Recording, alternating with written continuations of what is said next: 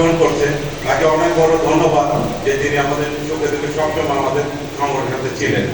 এখন আমি বক্তব্যের জন্য আহ্বান জানাবো মোহাম্মদ মুকসেদ আলম, যুগ্ম আহ্বায়ক হাজিরবাগ থানা বিএনপি।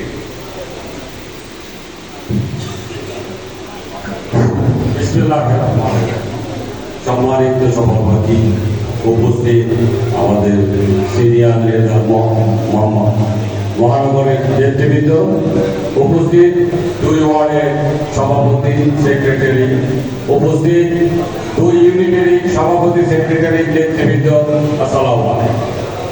প্রিয় ভাইরা, আমাদের 2-3 বন্ধু সহযোদ্ধা তারা যে বক্তৃতা করেছেন তাদের সাথে আমি একমত। পাশাপাশি আমাদের মহানগরের নেতৃবৃন্দ এবং আমাদের সভাপতিকে একটি কথাই বলতে চাই, তারা যে কথা বলেছে আমাদের যে নতুন কমিটি, সেই কমিটিতে